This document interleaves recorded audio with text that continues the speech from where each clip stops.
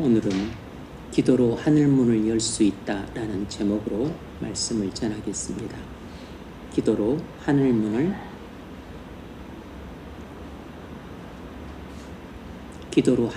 연다. 기도로 하늘문을 열 수 있다. 기도로 하늘문을 열 수 있다는 제목으로 말씀을 전하겠습니다. 다른 복음서 기자들은 예수님이 세례를 받으실 때 하늘이 열렸다고 말하는데, 누가는 요단강에서 예수님을 세례를 이제 받으려고 오셨는데 예수님이 기도하실 때 하늘문이 열렸다고 말하고 있습니다. 여기서 하늘이 열렸다에서 열렸다는 것은 수동태인데 열려졌다는 것입니다. 그러니까 누군가를 통해서 하늘은 열리기도 하고 닫히기도 한다는 사실을 암시하고 있죠. 이것은 우리에게 중요한 힌트를 줍니다. 우리는 오늘 본문을 통해 크게 4가지를 살펴보려고 합니다. 첫 번째는 하늘문이 닫히면 어떤 일이 벌어지는가 하는 것입니다. 하늘문이 열렸다고 했으니까 하늘문이 닫히기도 하는 것이죠. 자, 첫 번째로 하늘문이 닫히면 우리에게 무슨 일이 벌어지는가? 구약시대의 마지막 선지자인 말라기 이후 세례 요한까지를 이스라엘 역사에서는 중간기라고 부르는데, 그 중간기가 약 460년 기간인데, 그 460년 중간기는 이스라엘 역사에 있어서 영적인 암흑기였습니다.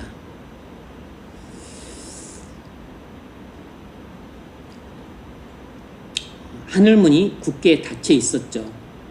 이렇게 하늘문이 굳게 닫히면 무슨 일이 벌어질까요? 하늘문이 굳게 닫히면 2가지가 벌어지는데, 첫 번째, 하나님과의 교제가 단절이 됩니다. 이것은 하나님의 얼굴빛이 우리에게서 사라지는 것을 말합니다. 우리가 이 땅에서 살아갈 때 필요한 모든 것을 하나님께로부터 공급받는데, 하나님께서 우리에게 얼굴을 돌려버리심으로써 우리와 하나님과의 교제가 단절됩니다. 우리와 하나님과의 교제가 단절되면 그 결과 우리는 말할 수 없는 영혼의 큰 고통을 겪게 됩니다. 먼저 하늘문이 닫히면 계시의 빛이 사라집니다. 그 말은 말씀의 빛이 비춰지지 않는다는 뜻입니다. 하늘문이 닫히면 말씀의 빛이 우리에게 비춰지지 않습니다. 이스라엘 역사에서 말라기가 쓰여진 것이 주전 433년경인데 주후 30년에 세례 요한이 등장했으니까 그때까지 약 460년 기간이 이스라엘 역사에 있어서는 중간기라고 부르는데, 이 중간기가 영적인 암흑기라고 부릅니다. 그 이유는 말라기 때 하나님의 계시의 빛이 비춰지고 나서 세례 요한 때까지 하나님의 계시의 빛이 비춰지지 않았기 때문에 영적인 암흑기라고 부르는 것이에요. 여러분, 하나님이 하나님 백성에게 말씀하지 않으면 그때는 하나님 백성에게 영적인 암흑기가 됩니다. 우리에게 계시의 빛이 사라졌다면 지금 우리는 영적인 암흑기에 살고 있다는 뜻입니다. 우리가 예배를 드려도 오랫동안 하나님의 말씀이 내게 들리지 않는다면 나는 지금 영적인 암흑기에 살고 있는 것입니다. 우리가 성경을 묵상해도 진리를 깨닫지 못하고 또 하나님의 음성이 들리지 않는다면 나는 내 개인적으로 영적인 암흑기에 살고 있는 것입니다. 기도를 해도 오랫동안 하나님의 음성이 들리지 않고 하나님과 친밀한 교제가 전혀 이루어지지 않고 있다면 지금 나는 계시의 빛이 비춰지지 않는 영적인 암흑기에 살고 있는 것입니다. 이런 일들이 잠시가 아니라 오랫동안 내게 계속되고 있다면 지금 나는 하늘문이 닫혀 있다고 볼 수 있습니다. 하나님께서 항상 시대마다 하나님의 종들을 보내셔서 당신의 백성들에게 말씀하셨습니다. 때로는 그들의 죄악을 지적하며 회개를 명하기도 하셨고 때로는 위기에 처한 그들의 기도에 종들을 통해 음성을 들려주시기도 하셨습니다. 이렇듯이 하나님은 선지자를 통해 자신의 백성들을 이끌어 오셨어요. 하나님은 선지자들을 통해 하나님의 말씀을 들려줌으로써 그들에게 계시의 빛을 비춰줌으로써 자신의 백성들을 인도해 오셨습니다. 그런데 하나님이 계시의 빛을 비춰주지 않는 것입니다. 그러면 하나님이 목양하는 양떼들인 우리는 어떻게 합니까? 그러면 혼란에 빠지는 것이죠. 어디로 가야 될지 몰라 길을 잃고 방황하고 헤매게 됩니다. 큰 어려움을 겪게 됩니다. 이때 사자 같은 사단에게 먹히기도 하고 죄의 큰 구덩이에 빠져서 허우적거리기도 하는 것이죠. 말라기 이후 460년 동안 하나님께서 선지자를 보내지 않으셨습니다. 이스라엘 전체의 영적인 기근이 찾아온 것입니다. 말씀의 기근이 찾아온 것이죠. 하나님 백성들이 하나님 말씀을 듣지 못하는 말씀의 기근이 찾아왔습니다. 이로 인해 이스라엘 백성들은 오랫동안 어둠 속을 헤맸고 하나님과 친밀한 교제를 나눌 수 없었습니다. 그들은 이방 통치자들에 의해서 예루살렘 성전이 돼지 피로 제사를 드리는 그런 굴욕을 당하기도 했습니다. 아모스 선지자는 하나님 백성이 하나님 말씀 듣지 못하는 고통을 이렇게 표현했습니다. 아모스서 8장 11절 주 여호와께서 가라사대 보라 날이 이를지라 내가 기근을 땅에 보내리니 양식이 없어 주림이 아니며 물이 없어 가람이 아니요 여호와의 말씀을 듣지 못한 기갈이라.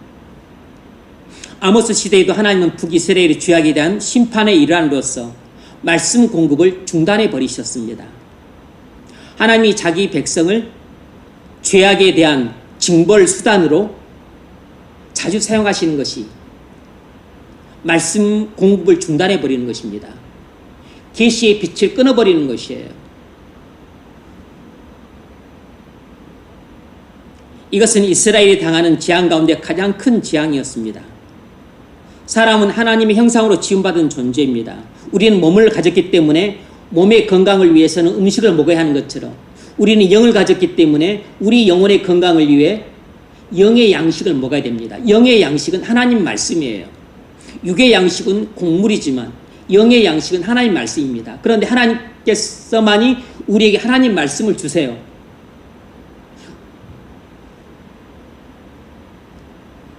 우리가 성경을 읽는다고 영의 양식을 충분히 공급받는 게 아닙니다. 단순히 설교를 듣는다고 해서 영의 양식을 공급받는 게 아니에요. 설교나 성경을 읽는 것은 우리의 영의 양식은 하나님 말씀을 공급받는 수단이에요. 성경을 읽어도 진리를 깨닫고 하나님의 음성을 들어야만 진정한 영의 양식인 하나님 말씀을 공급받게 됩니다. 여러분이 설교를 들어도 진리를 깨닫지 못하고 감동을 받지 못하고 은혜를 받지 못하면 여러분 영의 양식을 공급받은 것이 아닙니다. 우리는 설교를 듣거나 또 성경을 묵상하거나 책을 읽는 것을 통해서 이건 수단일 뿐입니다. 통해서 한문이 열려야만 하나님이 나를 찾아오시고 내게 말씀의 빛을 비춰 주셔야만 나는 영의 양식을 공급받는 것입니다. 말씀을 들을 때 진리를 깨닫고 감동을 받고 은혜를 받을 때 비로소 나는 내 영혼을 살찌울 수 있는 영의 양식을 공급받았다고 말할 수 있어요.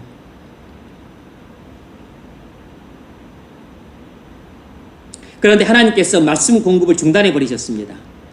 이스라엘 백성에게 말씀의 기근이 찾아오므로 그들의 영혼이 쇠약해졌어요.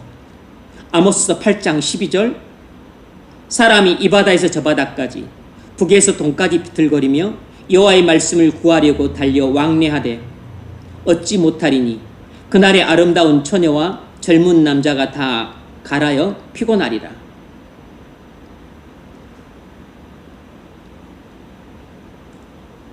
하나님의 말씀이 공급이 중단되니까 이스라엘 백성들이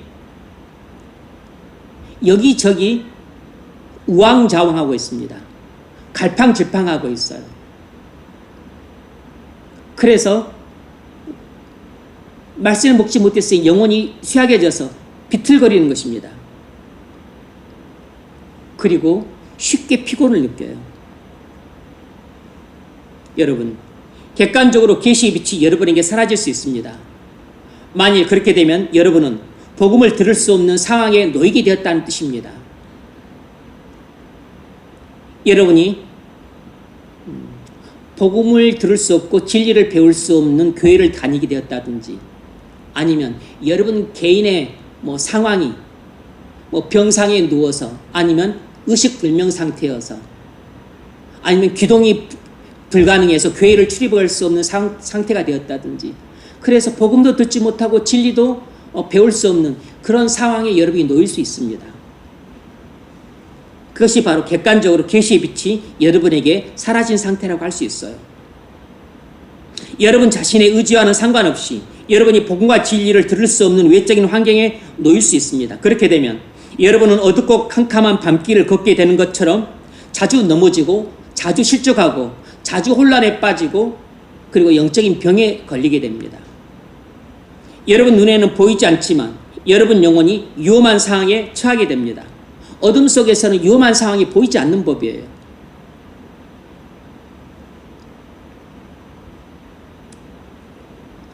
지금은 여러분이 맘만 먹으면 복음을 들을 수도 있고 진리를 배울 수도 있고 또 여러분이 맘만 먹으면 성경을 펼쳐서 여러분이 읽기도 하고 묵상할 수도 있습니다.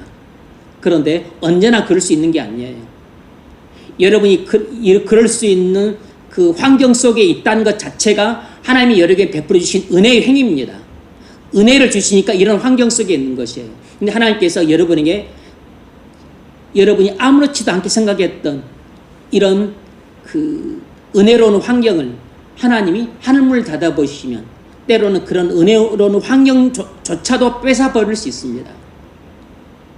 여러분이 복음을 듣지도 못하고 진리를 배울 수도 없는 그런 교회에 다니게 하시든지 아니면 아예 기동이 불가능하게 만들어서 교회 자체를 다닐 수 없게 만들어 버리시든지 아니면 의식불명 상태에 있어서 침대에만 정신을 잃어버린 채 눕게 하든지 하나님은 온갖 방법으로 여러분에게 은혜를 베풀어 주셨지만 은혜에 합당한 열매를 맺지 못하고 폐역하고 반역하는 행위만 할 때 하나님은 여러분에게 객관적으로 하늘문을 닫아버리실 때가 있습니다. 객관적으로 여러분에게 완전히 계시의 빛을 뺏어서 버릴 때가 있어요. 최악의 상황이죠. 또 주관적으로 계시의 빛이 우리 각 개인에게서 사라질 수 있습니다. 우리 마음에 일시적으로 수건이 덮어지거나 눈에 비늘이 끼어서 영적인 성욕 상태가 되는 것입니다. 그러면 성경을 읽어도 성령의 빛으로 조명을 받지 못하므로 깨달을 수가 없습니다. 감동이 없어요. 은혜를 못 받습니다. 성경이 무미건조하게 다가와 아무런 맛도 느끼지 못합니다. 설교를 들어도 약간 찔림은 있지만 마음이 변화될 정도의 깨달음을 받지 못합니다. 조금씩 감동이 없는 건 아니지만 그러나 심령이 새롭게 될 정도의 감동을 받지 못합니다. 오랫동안 은혜를 경험하지 못해요. 만일 여러분이 오랫동안 은혜를 경험하지 못한 상태에 있다면 지금 여러분에겐 여러분 개인적으로 하늘문이 닫혀 있는 것입니다. 계시의 빛이 비춰주고 있지 않은 것이에요. 이것이 바로 계시의 빛이 우리 각 개인에게 사라졌을 때 우리가 주관적으로 경험하는 말씀의 기갈입니다. 객관적으로는 복음을 듣고 진리를 배우고 있지만 주관적으로는 여러분 자신의 죄악으로 인해 여러분 마음이 강팍해져서 계시의 빛이 여러분 영혼 안으로 들어오지 못하는 것입니다. 우리 눈과 귀가 어두워서 보아도 알지 못하고 들어도 깨닫지 못하는 상황에 처하게 됩니다. 이것은 그리스도인이 겪는 가장 극심한 고통이에요. 우리에게 계시의 빛이 사라지게 되면 우리에게는 죄의 각성과 회개가 일어나지 않습니다. 계시의 빛이 사라진 사람에게는 죄의 각성이 없고 회개가 없습니다. 왜 나는 말씀을 들어도 도무지 내 죄를 깨닫지 못할까? 왜 나는 말씀을 듣지만 도무지 나는 회개할 수가 없을까? 그것은 여러분이 말씀 기갈에 시달리고 있기 때문입니다. 말씀 기근을 겪고 있기 때문이에요. 계시의 빛이 여러분 영혼 속으로 비추지 않고 있기 때문입니다. 다시 말하면 여러분 개인적으로 하늘문이 여러분에게 닫혀있기 때문입니다. 하나님 말씀은 우리 영혼의 거울입니다. 하나님 말씀의 빛이 우리 영혼에 비춰지지 않으면 우리는 우리 자신의 죄악을 깨달을 수 없습니다. 말씀의 빛이 우리 영혼에 비춰져야 하지만 비로소 우리는 우리의 죄악을 깨닫고 회개의 눈물을 흘릴 수 있습니다. 계시의 빛이 내게 사라짐으로 나는 어둠 속에 있게 되고 그로 인해 나는 내 영혼의 부정함과 불결함을 보지 못하게 됩니다. 이런 일이 성도에게는 가장 고통스럽고 슬픈 일이에요. 또 하늘문이 닫히면 은혜의 비가 내리질 않습니다. 열왕기상 17장 1절 엘리야가 아합에게 고하되 내 말이 없으면 수년 동안 우로가 있지 아니하리라. 여러분, 하늘문이 닫히면 계시의 빛이 비춰지지 않을 뿐만 아니라 은혜의 비가 내리질 않습니다.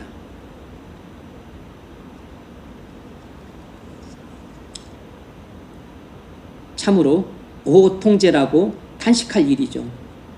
하나님께서 하늘문을 닫으시면 비가 내리지 않으므로 곡물들이 자라지 않고 땅이 메말라지고 짐승들은 죽습니다. 마찬가지로 우리 개인에게 하늘문이 닫히면 은혜의 비가 내리지 않으므로 우리 믿음은 자라지 않고 우리 믿음은 메마르고 차갑게 되고 우리 영혼은 병들어 허약하게 됩니다. 그렇게 되면 복음의 씨앗을 뿌려도 새 생명의 역사가 일어나지 않습니다. 우리 영혼이 허약해지면 죄와의 싸움에서 쉽게 집니다. 이런 일들이 반복이 되면 그리스도인으로서 우리는 부끄럽고 비참한 생활을 하게 돼요. 영혼이 약해졌기 때문에 작은 일에도 쉽게 고통과 피곤함을 느낍니다. 다른 사람들에게도 기쁨과 즐거움을 주기보다는 오히려 고통과 낙심을 줘요. 이것은 우리가 의기소침해 있기 때문에 불가피하게 일어난 일입니다. 이렇게 되면 우리는 개인적으로 우울하고 또 침체와 우울한 상태에 빠지게 돼요. 오늘날 교회에 이런 사람들이 많습니다. 이런 상태에 있는 사람들이 많아요. 우리는 이런 무기력하고 무력한 상태에서 벗어나야 됩니다. 살았다는 이름을 가졌으나 실상은 죽은 상태에서 속히 벗어나야 됩니다. 가만히 앉아있다고 해서 시간이 지나면 저절로 벗어나지는 게 아닙니다. 여러분이 벗어나기 위한 몸부림이 필요합니다. 이런 한심한 상태에서 속히 벗어나야 됩니다. 이런 영적인 졸잠 같은 상태에서 빨리 탈출해야 됩니다. 우리가 이런 상태로는 100년을 살아도 우리 영혼에 아무런 도움이 안 되고 그리고 우리는 아무짝에도 쓸모없는 사람으로 남게 돼요. 그러면 만일 우리가 지금 이런 상태에 있다면 지금 이 자리에서 벌떡 일어서야 됩니다. 정신 차리고 일어서야 돼요. 일어서는 것을 누가 대신해 주지 않습니다. 본인이 일어서야 됩니다. 본인이 각성을 해야 돼요. 하늘문이 닫히면 기도의 문도 닫힙니다. 하늘문이 닫히면 말씀의 빛이 비춰지지 않고 은혜의 비도 내리지 않고 그리고 기도의 문도 닫혀요. 할문이 닫히면 목숨 걸고 기도하려는 성도들이 교회 안에 줄어들게 됩니다. 그 대신에 노래 부르고 동호회 활동하면서 놀려가는 사람들이 늘어납니다. 바장이나 그리고 축제나 그리고 무슨 외적인 쓸데없는 행사들만 교회에서 늘어나요. 교회 전체적으로 기도의 열기가 급속히 냉각되고 형식적인 기도에만 남게 됩니다. 뿐만 아니라 할문이 닫히면 기도에도 응답을 못 받게 됩니다. 이사야서 1장 15절 너희가 손을 펼 때 내가 눈을 가리우고 너희가 많이 기도할지라도 내가 듣지 아니하리니 너희가 손을 펼 때 내가 눈을 가리우고 이것은 하나님께 달라고 하는 기도죠. 근데 하나님께서 외면하신다는 것입니다. 내가 많이 기도할지라도 내가 듣지 아니하리니 하나님께 귀를 닫아버리신다는 것이죠. 그러니까 하늘문이 닫히면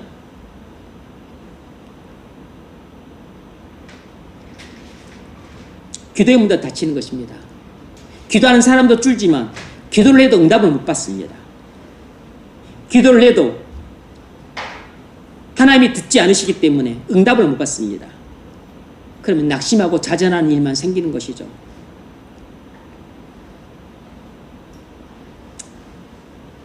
또 우리에게 하늘문이 닫히면 어떤 일이 벌어질까요? 하늘문이 닫히면 이처럼 하나님과 교제가 단절된다 그랬습니다.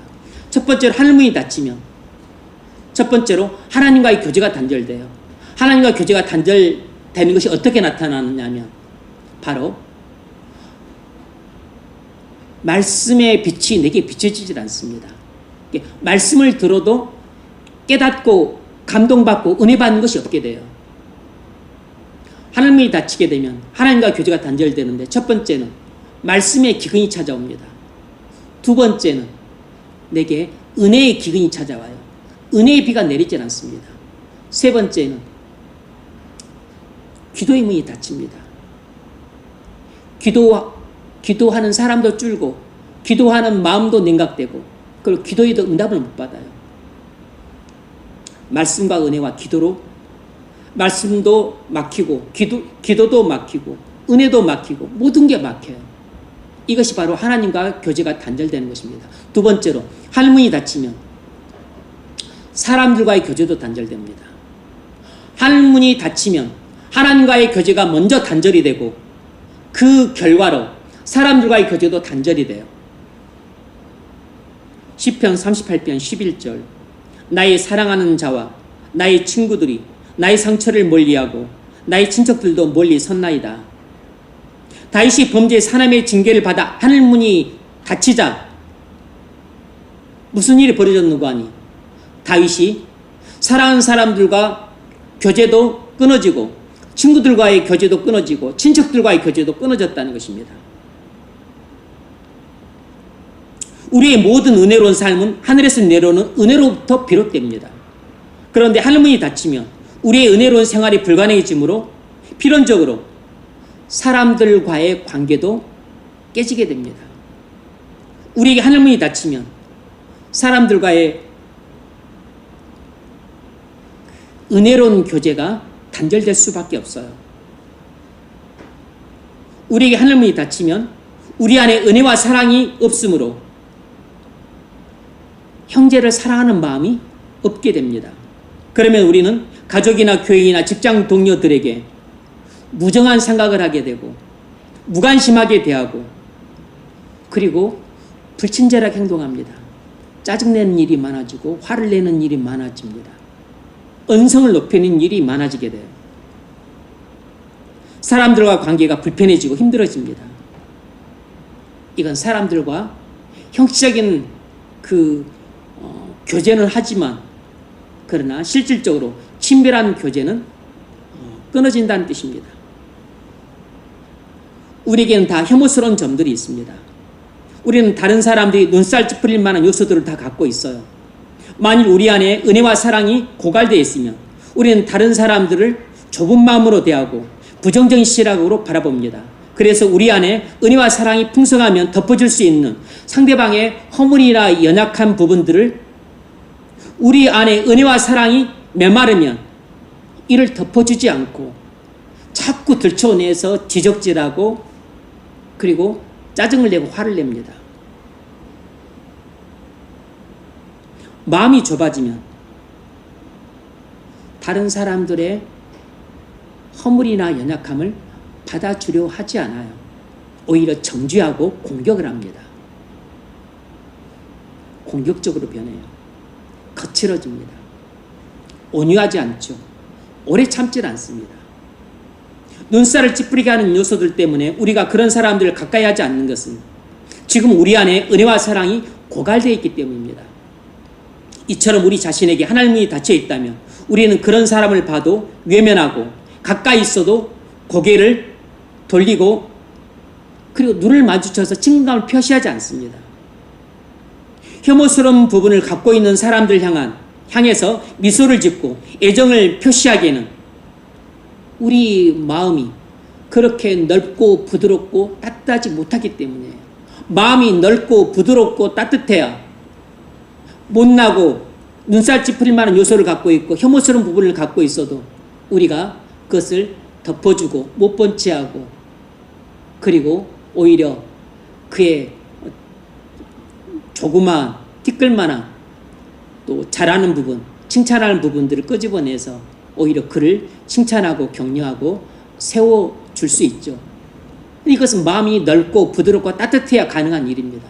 마음이 좁고 차갑고 메마른데 어떻게 그렇게 하겠습니까?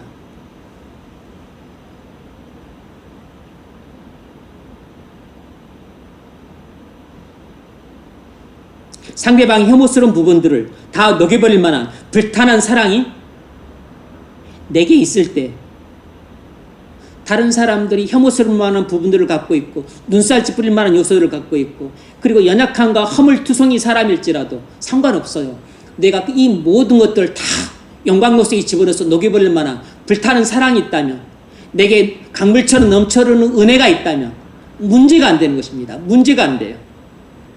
근데 내게 은혜도 없고 사랑도 없으면 모든 게 다 문제가 됩니다. 눈살 찌푸릴 만한 거 내게 시험거리입니다. 혐오스러운 불안 요소 내가 큰 장애물입니다. 내 이거 못 받아줍니다. 연약함과 허물투성이 그나 그 눈꼴실에서 못 보는 겁니다. 그런데 내 안에 강물처럼 은혜가 넘쳐흐르고 불타는 사랑이 있다면 아무런 문제가 안 돼요. 사람들과 관계가 안 좋은 것은 전적으로 내 안에 은혜와 사랑이 없기 때문이라는 사실을 알아야 됩니다. 그런데 우리는 자꾸 내 탓을 하지 않고 꼭 혐오스러울 만한 요소를 갖고 있는 그 사람 탓을 합니다. 눈에 걸리적거리는 그런 부분들을 갖고 있는 사람 탓을 해요. 연약함과 허물과 그 사람의 그 악한 부분을 원망을 합니다. 사실이지만 틀린 것입니다.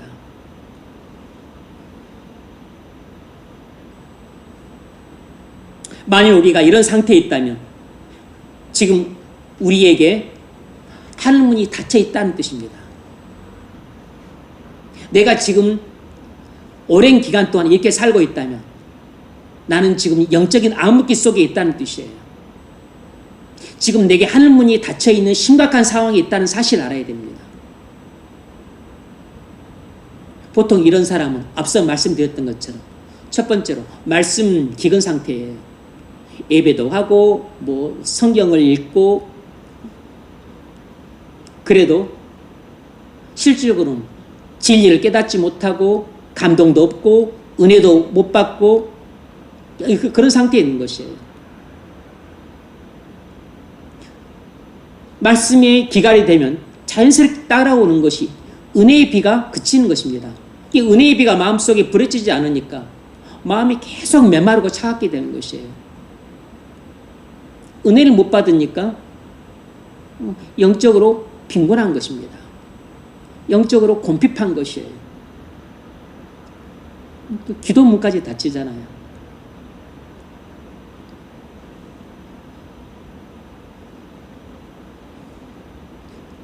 지금 우리가 어떤 영적인 상태에 있는가를 정확하게 진단할 필요가 있습니다. 그래야 올바른 처방이 나와요. 진단을 정확하게 할 수 있기를 바랍니다. 그냥 한 귀로 듣고 한 귀로 흘러버리지 마세요.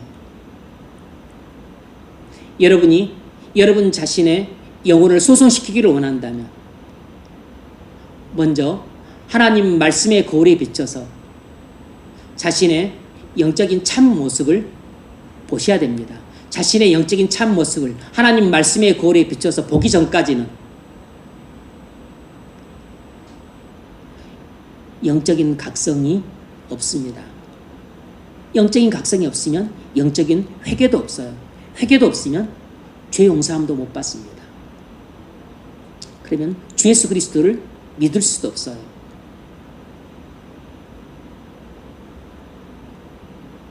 여러분들이 구원을 받고자 한다면 먼저 이 하나님의 말씀의 거울에 비춰진 자신의 일그러지고 추하고 더러운 모습을 보셔야 됩니다.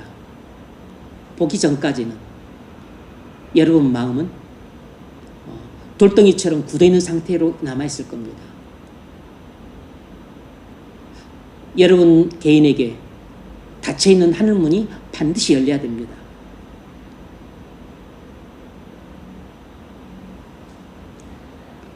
만일 여러분이 하늘문이 닫혀있으면 지체들 간 교제에 어려움과 불편함을 느낍니다. 이것은 여러분 성격이나 기질 문제가 아니에요. 물론 성격이나 기질이 일부 영향을 미치지 않는다고 할 수 없겠지만 결정적인 요소는 아닙니다. 은혜와 사랑은 우리의 탁월한 성격과 기질을 뛰어넘는 초월적인 탁월성을 갖고 있다는 사실을 우리가 다 알고 있잖아요. 그래서 은혜와 사랑이 우리의 성격과 기질 그리고 우리의 재물과 지위보다도 훨씬 귀한 영적인 보배입니다. 우리에게 인식되는 하늘문이 닫히면 우리는 사람들과의 관계가 깨지는 이런 마음의 큰 고통을 겪게 됩니다. 자, 두 번째로 그렇다면 이유를 알아봅시다. 왜 하늘문이 닫힙니까? 왜 하늘문이 닫힐까요? 일반적인 이유는 우리의 죄악 때문입니다. 우리 개인에게 하늘문이 닫히는 이유는 우리의 죄악 때문이에요.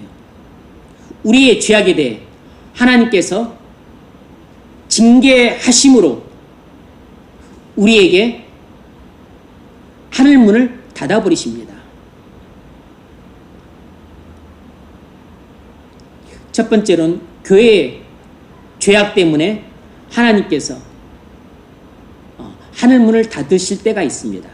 시편 80편 1절로 5절을 보면 북이스라엘의 죄악 때문에 하나님께서 북이스라엘의 하늘문을 닫아버리셨어요.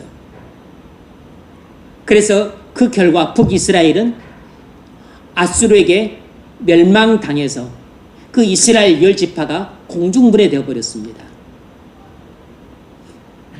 당시 북이스라엘 10지파가 그냥 대략 잡아서 한 500만 정도 되었다면 지금은 이 북이스라엘 10지파가 이제 신구약 그 중간기를 거치면서 이제 그들이 북이스라엘 백성들이 아수르로 끌려가고 아수르에 여기 있던 다시 이방인들이 사마리아 지역에 오고 이렇게 하면서 혼혈이 돼가지고 혼혈 족속에 그리고 혼합 종교를 갖게 되는데 그들이 바로 이 북이스라엘의 혼혈 족속들의 후예가 사마리인들인데 오늘날 사마리인들이 몇 명 남아있겠습니까? 오늘날 사마리인들이 한 1000명가량 남아있다고 합니다.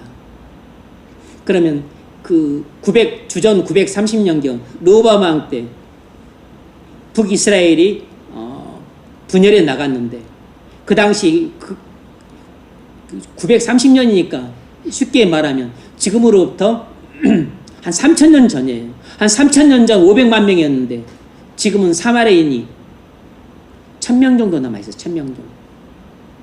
그러니까 만분의 1, 5000분의 1로 줄는 것입니다. 5000명이 1명이 된 것이에요. 뭐죠?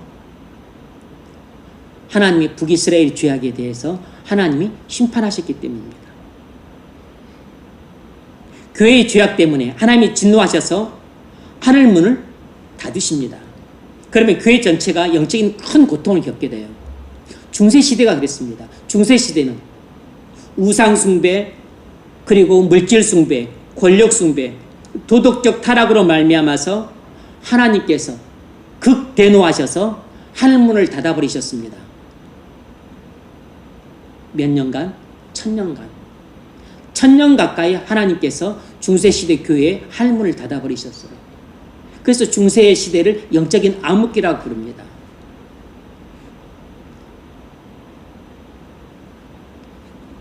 그 결과로 중세 교회는 말씀과 은혜의 기갈에 시달렸습니다. 그래서 중세 교회가 방향을 잃고 완전히 혼란의 도가니 속에 빠지지 않았습니까? 그래서 면죄부나 팔고 땡강하고 동전이 떨어질 때 네 부모님이 연옥에 있다가 천국으로 들어간다. 태첼이 그런 설교를 하고 다녔습니다. 그런 돈 가지고 또 베드로 성당 짓는다 하면서 또 그렇게 교황들이 착복을 했어요.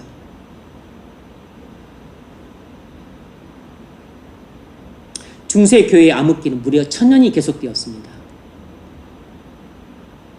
그 암흑기가 계속되면서 중세 시대의 교회를 다니던 수많은 교회를 다니던 외적으로나마 하나님 백성들이 어떻게 됐겠습니까?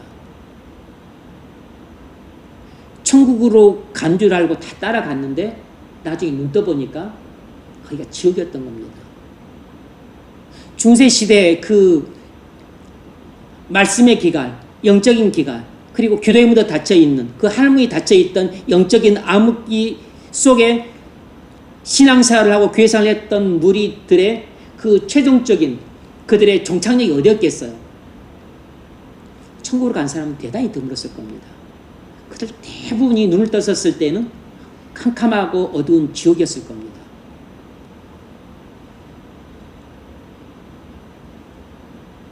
교회가 영적인 암흑기가 되는 것보다 더 무서운 일은 없는 것입니다. 왜 하늘문이 닫힐까요? 두 번째는 우리 자신의 죄악 때문입니다. 시편 13편 1절은 이렇게 말합니다. 다윗의 시예요. 여호와여 어느 때까지니까 나를 영영히 잊으시나이까 주의 얼굴을 나에게서 언제까지 숨기시겠나이까. 다윗은 자신의 죄악 때문에 하늘문이 닫혔다는 사실을 깨달았습니다. 이렇게 영적으로 민감한 사람은 자신의 죄악 때문에 하늘문이 닫혔다는 것을 금방 깨닫습니다. 금세 느껴요. 왜냐하면 어제 말씀 묵상할 때는 하늘문이 열려서 하나님의 얼굴빛을 비춰주시고 나를 사랑한다고 그렇게 깨어놓으시고 내 귀에 대가 그렇게 속삭이시고 그냥 눈만 딱 돌리면 내 눈이 말씀이 닿는 곳에서 막 은혜의 샘이 펑펑 터졌는데 그 다음날 딱 말씀을 묵상할 때는 아무것도 보이질 않는 것입니다. 아무것도 느껴지질 않아요. 개미 소리 하나 들리질 않습니다. 하늘문이 딱 닫혔다는 것이 금방 느껴지는 겁니다. 뭔 일이 벌어진 것입니까? 어제와 오늘 사이에 나의 죄악이 개입된 것이에요. 나의 죄악에 대해서 하나님이 근심하심으로 내 안에 계신 성령께서 근심하심으로 역사를 하지 않는 것입니다. 계시의 빛이 비춰지질 않는 것이에요. 하늘문이 닫혔기 때문에 은혜의 비가 내리질 않는 것입니다. 기도를 해도 하나님이 응답해 주질 않으세요. 하루 동안에 그런 일이 일어나는 것입니다. 그런데 이런 일이 하루 동안에 일어나는 게 아니고 1년 내내 계속되는 사람이 있어요. 10년 내내 계속되는 사람이 있습니다. 이런 게 바로 영적인 암흑기예요. 물론 이 영적인 암흑기라는 말도 거듭난 신자에게 해당이 되는 이야기입니다. 이미 구원받은 그리스도인들에게 해당되는 이야기예요. 무슨 이야기냐면 이미 구원받은 그리스도인에게는 하늘문이 열린 상태에 있었습니다. 열렸는데 자기 죄악으로 인해 하늘문이 다시 닫힌 것이에요. 이게 그 영적인 암흑기가 찾아온 것입니다. 이렇게 하루를 보낼 수 있습니다. 그럼 영적으로 예민한 상태에 있으니까 그걸 금방 느끼고서 빨리 회개를 하죠. 내 죄가 폐역으로 가기 전에, 반역으로 가기 전에, 내가 범죄했었을 때, 타깃을 향해서 이것이 좀 빗나갔었을 때, 빨리 폐역으로 넘어가기 전에, 이게 내 죄가 이제 막 구부러진 상태, 어그러진 상태, 회개하기 어려운 상태에 빠지기 전에 재빨리 회개를 하는 것입니다.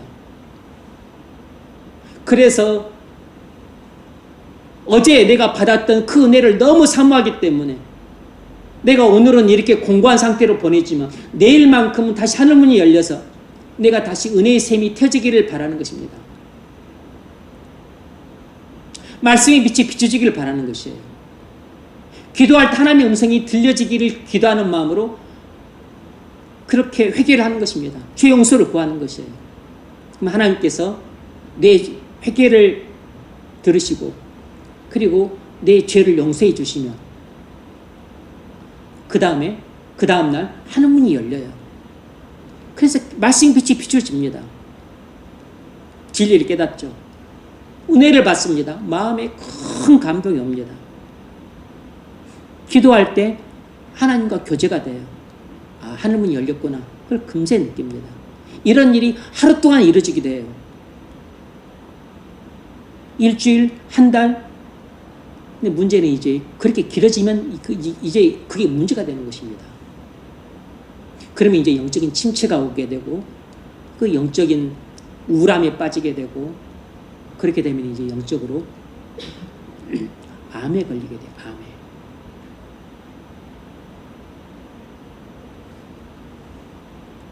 근데 그런 상태가 1년, 2년, 3년 이렇게 지속이 되는 사람들이 있어요.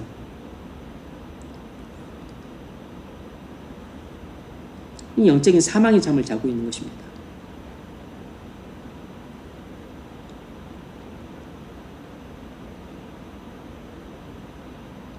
다윗은 하나님의 얼굴빛을 보지 못하는 기간이 오래 계속되자 가슴이 터질 것 같이 견딜 수 없어서 자신의 마음의 고통을 하나님께 울부짖었습니다. 여호와여, 어느 때까지입니까? 나를 영적이 잊으셨습니까? 하나님의 얼굴을 언제까지 제게 숨기시겠습니까? 언제까지입니까? 언제까지입니까? 우리의 죄악 때문에 하늘문이 닫혔다는 말은 이런 뜻입니다. 하늘이란 우리 영혼이 느끼는 하늘이에요. 주관적인 하늘입니다.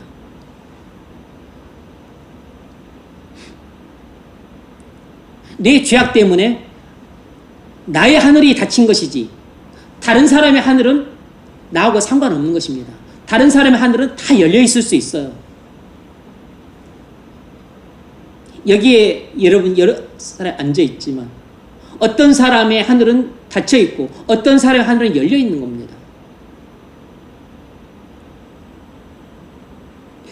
자신의 하늘이 닫혀 있는 사람이라면 그 사람은 머리를 찢고 옷을 찢고 그리고 가슴을 찢으면서 애통해하며 하나님 앞에 나와 울부짖어야 됩니다.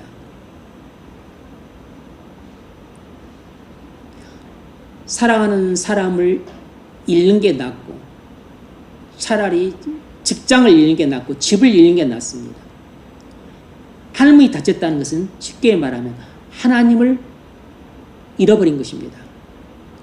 하나님을 잃어버린 고아가 된 것이에요. 하나님께서 내게 얼굴을 돌려버리시고 등을 돌려버리신 것입니다.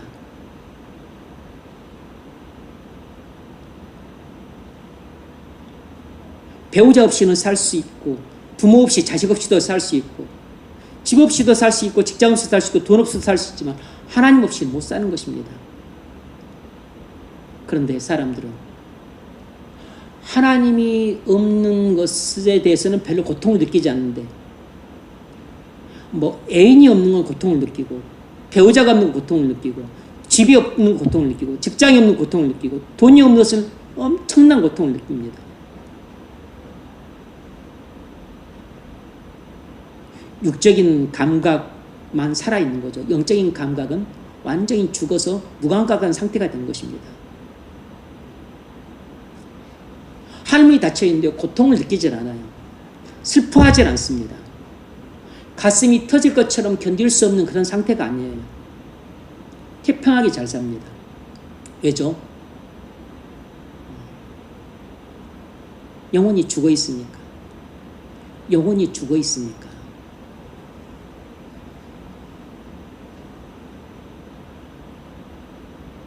나의 죄악 때문에 나의 하늘문이 닫힙니다.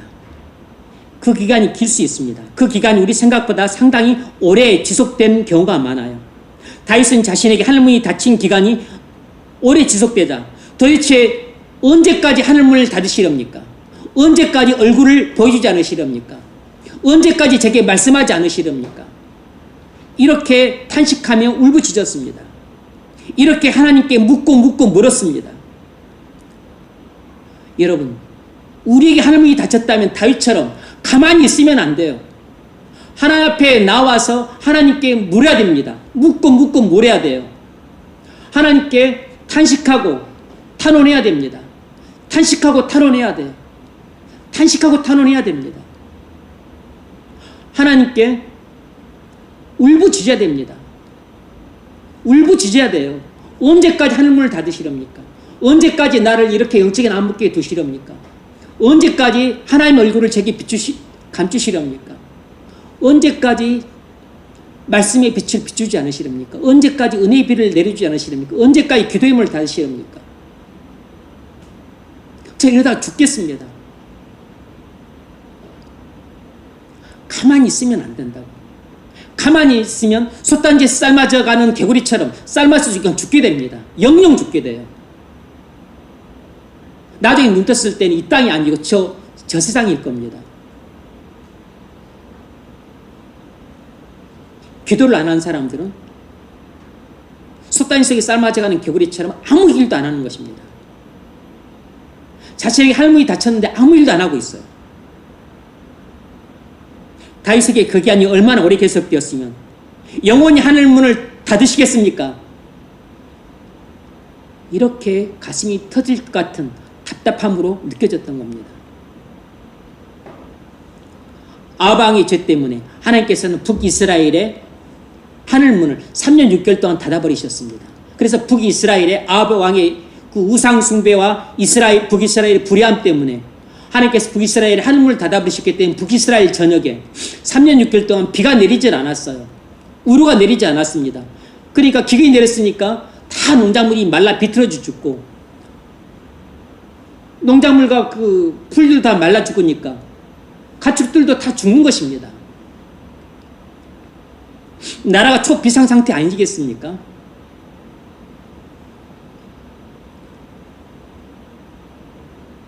우상숭배와 그 불의함 때문에 하나님의 진노가 폭발했습니다.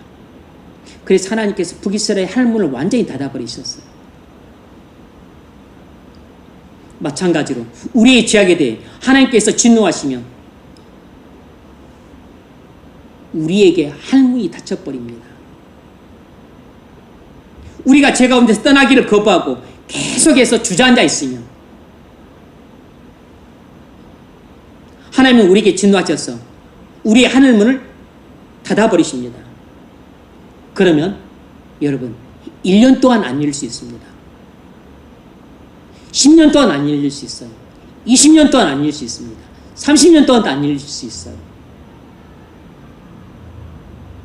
우리가 고집스럽게 불순종하고 고집스럽게 악한 길을 걷고 고집스럽게 하나님 말씀하실 때 귀를 틀어막으면 하나님은 가만히 내버려 두십니다. 하나님도 그에 따라서 우리에게 심판을 하세요.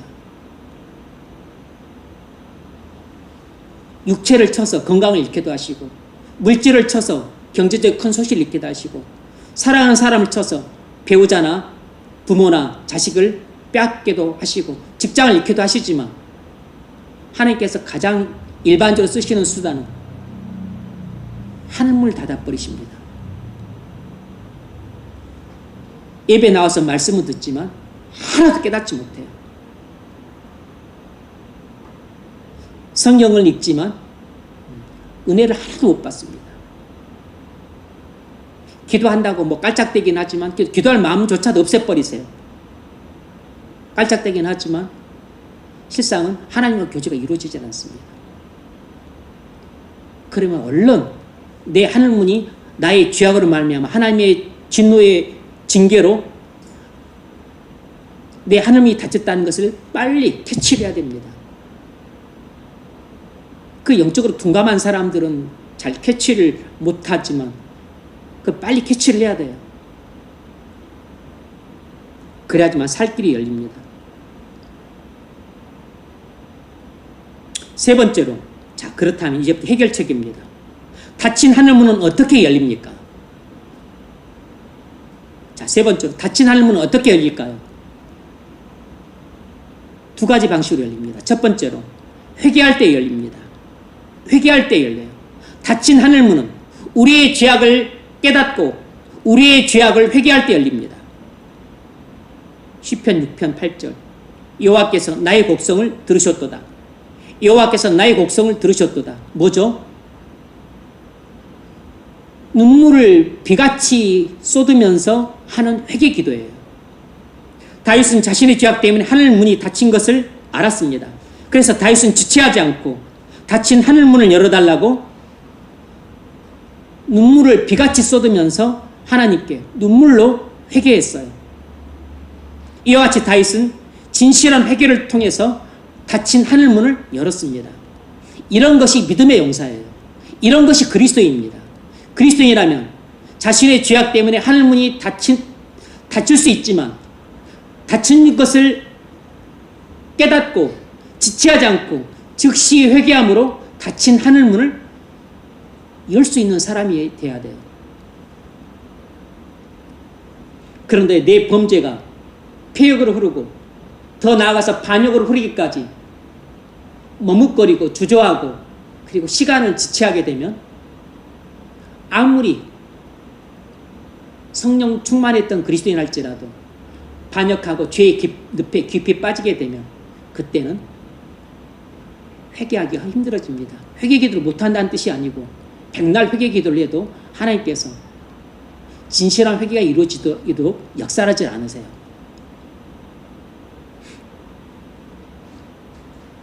그러므로 회개를 하려 치면 내 죄를 깨달았을 때 내 죄를 깨달은 즉시 범죄 단계에서 회개를 해야 됩니다. 우리도 우리 죄악 때문에 하늘문이 닫혔다면 지체하지 말고 즉시 하나님 앞에 나와 회개하십시오. 그래서 하늘문을 여시기 바랍니다. 하늘문이 닫힌 채로 태평하게 살지 마세요. 그건 솥단지 속에서 삶아지 않은 겨울이처럼 영적으로 죽어가는 일입니다. 여러분의 죄악을 회개하여 닫힌 하늘문을 꼭 여시기 바랍니다. 누가복음 18장을 보면 세리의 기도가 나옵니다. 세리는 죄인이라 하늘문이 오랫동안 닫혀 있었습니다. 그러나 세리가 성전에 올라와서 회개할 때 굳게 닫혔던 하늘문이 활짝 열렸습니다. 하나님의 불쌍히 여기시옵소서. 나는 죄인으로소이다. 그 더러운 세리조차도 하나님께 나와 자신의 죄를 회개하고 용서를 구했을 때 하나님은 기꺼이 세리의 회개 기도를 들으시고 죄사함을 베푸시고 하늘문을 열어주셨습니다. 회개하기 전까지 세리는 이 세상에서 가장 불행한 사람이었습니다. 회개하고 나서 하늘문이 열린 뒤로는 이 세상에서 가장 행복한 사람으로 탈바꿈한 것이에요. 하늘문이 닫히고 열리고는 우리의 불행과 행복을 결정하는 것입니다. 여러분의 하늘문이 닫혔습니까? 그렇다면 닫힌 하늘문을 회개로 여십시오. 회개만이 여러분의 죄악으로 인해 닫힌 하늘문을 열 수 있는 유일한 비결입니다. 여러분의 죄악으로 인해 닫힌 하늘문을 회개를 통해 반드시 여시기 바랍니다. 두 번째로, 닫힌 하늘문은 어떻게 열리는가? 간구할 때 열립니다. 엘리야는 아합과 이스라엘의 죄로 인해 3년 6개월 동안 닫힌 하늘문을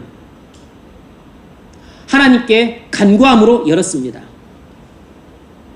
열왕기상 18장 42절 이하를 보면 엘리야가 갈멜산 꼭대기로 올라가서 땅에 꿇어 엎드려 그의 얼굴을 무릎 사이에 놓고 그의 사환에게 이르되 올라가 바다 쪽을 바라보라. 그가 올라가 바라보고 말하되 아무것도 없나이다. 이르되 7번까지 다시 가라. 7번째 이르러서는 그가 말하되 바다에서 사람 손만한 작은 구름이 일어나나이다. 이르되 올라가 아합에게 말하기를 비에 막히지 아니하도록 마차를 갖추고 내려가소서 하라 하니라. 조금 후에 구름과 바람이 일어나서 하늘이 캄캄해지며 큰 비가 내리는지라. 여러분, 아합과 이스라엘의 우상 숭배와 그 사회의 불공평과 불이함과 그리고 부익부 빈익빈 같은 이 사회의 부정부패 현상을 두고서 하나님께서 대노하셔서 북이스라엘 하늘문을 3년 6일 동안 닫아버리셨어요. 대노하신 것이죠. 그런데 하나님께서 엘리야에게 하늘문을 열어주겠다고 약속을 하셨습니다. 그래서 구하라 그랬어요. 그러자 엘리야가 하나님의 약속의 말씀을 굳게 믿고 닫힌 하늘문을 열어달라고 회개하면서 간구했습니다. 그런데 하늘문이 안 열렸어요. 하나님이 약속을 하셨는데 하늘문이 안 열렸어요. 그럴 수가 있는 겁니다. 하나님께서 우리에게 하늘문 열어주시겠다 약속하셨는데 2번이나 간구를 해도 안 열렸습니다. 3번 간구를 해도 안 열렸습니다. 4번 간구를 해도 안 열렸어요. 많은 사람들은 하나님의 약속을 불신하고 간구를 포기해버립니다. 그래서 닫힌 하늘문이 하루면 열릴 것을 그 3번, 4번 요것을 못 견디고 그것이 1년을 넘겨버리고 그리고 10년을 넘겨버리는 겁니다. 엘리야는 5번, 6번을 기도했습니다. 놀랍게도 하늘문이 안 열렸어요. 하나님께서 하늘문을 열어주시겠다 약속을 하셨는데 약속을 믿고 간구를 하는데도 불구하고 안 열렸습니다. 왜죠? 하나님이 정하신 때까지 간구를 해야 됐기 때문입니다. 하나님이 정하신 때가 몇 번입니까? 7번이에요. 7번은 완전수입니다. 완전수. 하나님이 정하신 때 임계점까지 기도를 해야 돼요. 임계점까지.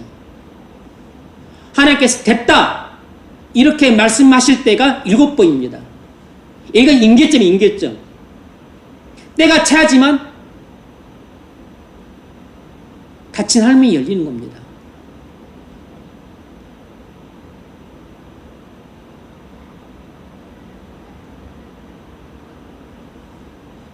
간구를 안 할 거면 모르겠는데 간구를 할 거면 7번 하십시오. 7번. 하나님이 됐다고 하실 때까지 간구를 하세요. 임계점까지 간구를 하십시오. 그 이야기는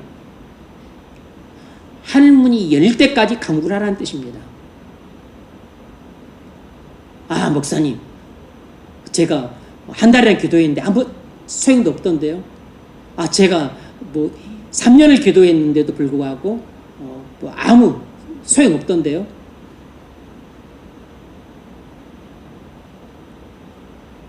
(3년이) 아니라 30년을 기도했어도 아직 7번을 기도한 게 아닙니다. 아직 임계점까지 기도를 한 게 아니라고. 때가 찰 때까지 기도를 한 게 아닙니다. 모든 것은 하나님의 때가 와야 돼요. 크로노스 7번을 말하는 게 아니고 카이로스를 말하는 거죠. 카이로스. 하나님이 정하신 시간, 그 때, 그 임계점까지 기도를 해야 된다고. 대부분 사람들은 7번까지 기도 못합니다. 잘하면 3번 기도해요. 잘하면 한 석 달 기도합니다. 잘하면 한 1년, 3년 기도해요.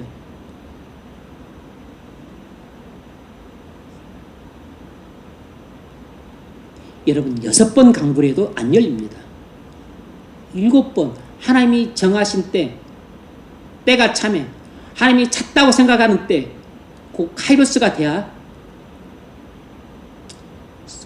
굳게 닫혔던 하늘문이 열리는 겁니다.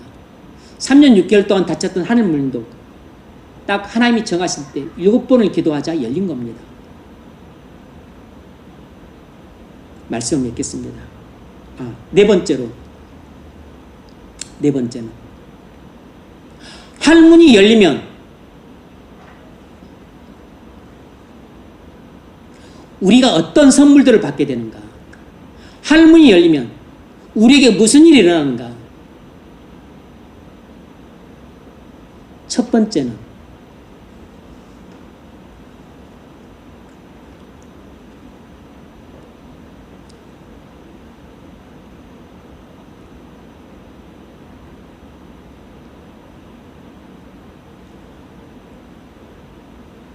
말씀을 깨닫게 됩니다.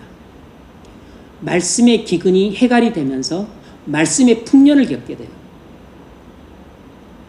설교를 들 때마다 은혜를 받습니다. 15분짜리 설교를 들어도 진리를 깨달아요. 말씀의 풍년을 경험을 하게 됩니다. 성경을 묵상도 안 하고 읽기만 했는데도 불구하고 막 은혜가 돼요. 묵상을 하면 내 눈길이 닿는 곳마다 진리의 광석을 켜게 됩니다. 눈길이 닿는 곳마다 은혜의 샘이 터져요. 하늘문이 열리면 말씀의 풍년을 경험하게 됩니다. 여러분, 회개를 통해서 굳게 닫힌 하늘문을 여십시오. 강구를 통해서 굳게 닫힌 회개의 문을 여세요. 그래서 지금 여러분이 닫힌 하늘문 가운데 말씀의 기근을 겪고 있다면 하늘문이 열리면 전무후무한 말씀의 풍년을 경험하게 될 겁니다. 여러분 영혼의 곡식 창고에 하나님 말씀을 가득가득 잠겨놓게 될 겁니다. 두 번째는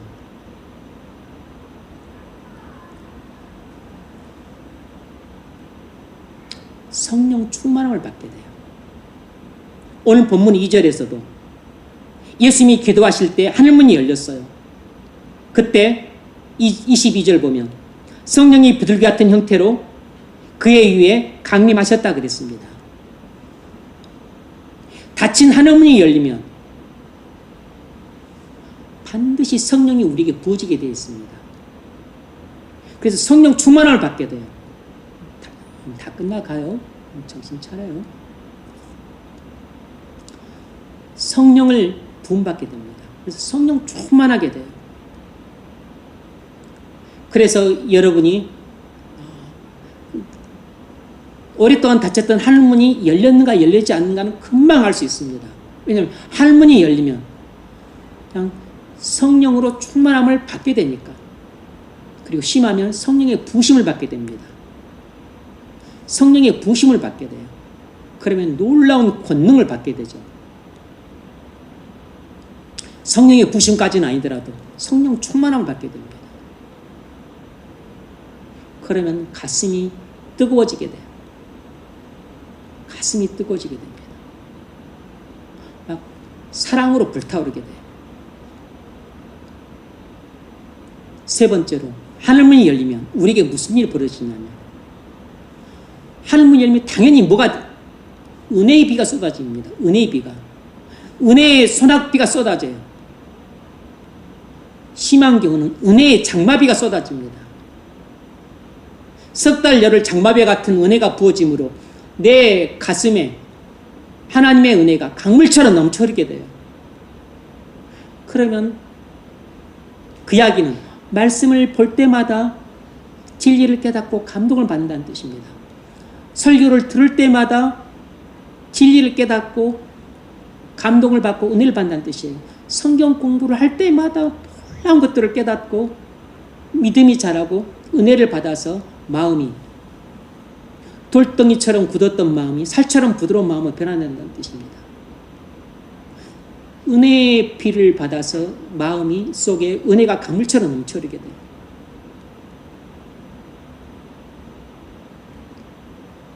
네 번째로는 하늘문이 열리면 우리에게 무슨 일이 벌어지냐면 하나님의 음성을 듣게 됩니다. 예수님이 기도하실 때 하늘문이 열렸을 때 무슨 일이 벌어졌냐면 예수님이 하나님의 음성을 들었습니다. 하늘로부터 소리가 나기를 나는 내 사랑하는 아들이라 내가 너를 기뻐하노라. 너는 내 사랑하는 아들이라 내가 너를 기뻐하노라. 하나님 아버지의 음성을 들었습니다. 똑같아요. 원리가. 우리에게 굳게 닫혔던 하늘문이 열리게 되면 우리는 말씀을 묵상할 때 하나님의 세미한 음성을 듣게 됩니다. 뿐만 아니라 기도할 때도 하나님의 내 곁에 오셔서 나를 다 감싸 안으시면서 내게 말씀하시는 하나님 아버지의 자상한 음성을 듣게 돼요. 예배하기 위해서 잠깐 앉아서 한 10분 기도하고 있는데 그 사이에도 하나님이 찾아오셔서 내 마음을 여시고 내 마음을 여신다는 것은 나의 하늘문을 여신다는 뜻입니다. 우리의 마음문이 곧 하늘문이에요. 하늘문을 여시고 내게 다가오셔서 내게 말씀을 해주세요. 그러면서 그 기도하는 사이에 하나님의 음성을 들리고 내가 하나님과 교제를 합니다. 설교를 통해서 목사의 그 말을 듣는 것이 아니고 목사의 말을 통해서 타고 흐르는 하나님이 내게 하시는 음성을 들어요. 설교를 통해서 타고 흐르는 내게 하시는 하나님의 말씀을 듣는다고.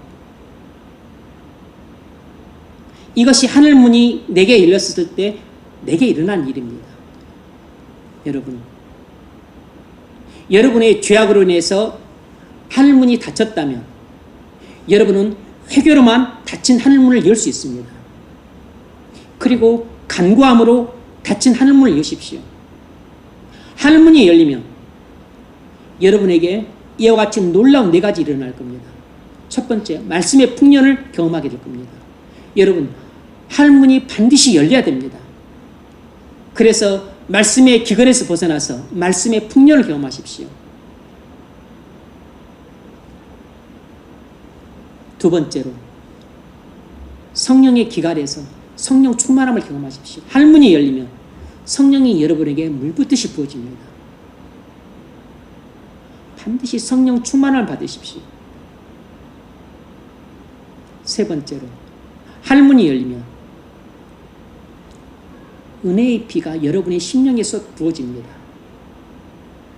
그래서 마음이 절대로 메마르고 차갑지 않고 마음이 은혜의 강물처럼 넘쳐 흐름으로 마음이 넓어지고 따뜻해지고 그리고 부드러워져요.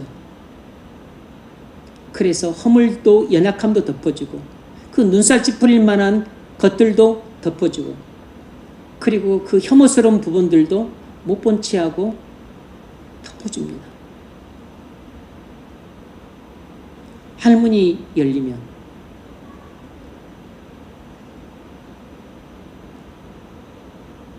하나님의 음성을 듣게 됩니다. 하나님의 음성. 그냥 길을 걸어갈 때도 하나님의 음성을 들어요. 길을 걸어갈 때도 하나님이 이끄시는 손을 느낍니다. 여러분, 회개를 통해서 간구를 통해서 닫힌 하늘문을 여십시오. 그래서 하나님의 음성을 들을 수 있을 정도로 여러분의 귀가 밝아지고 그리고 여러분들의 눈이 밝아지고 그리고 여러분들의 그 마음이 예민해질 수 있기를 바랍니다.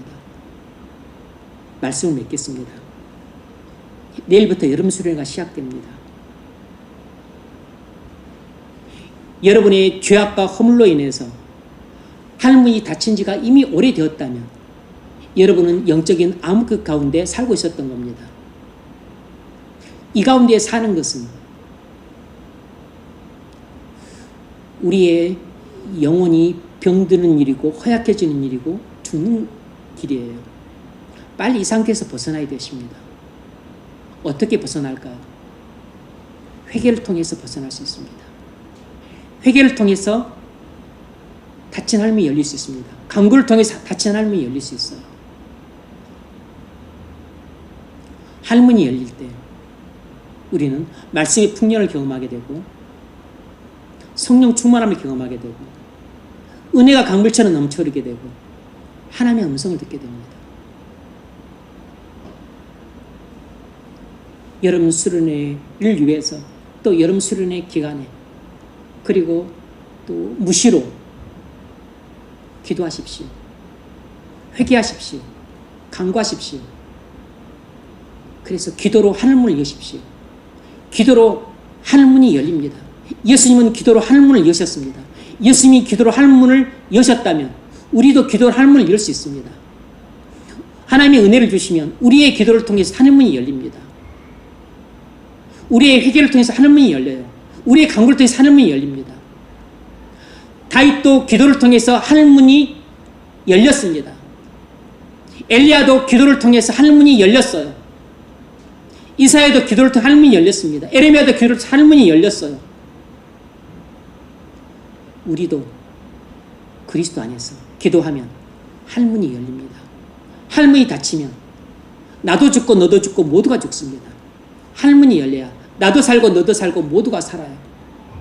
기도로 하늘문을 여셔서 말씀의 풍년과 성령 충만함과 그리고 은혜가 강물같이 넘쳐흐르고 그리고 하나님의 음성을 듣는 복된 성도의 삶을 살 수 있기를 주의 이름으로 축원합니다.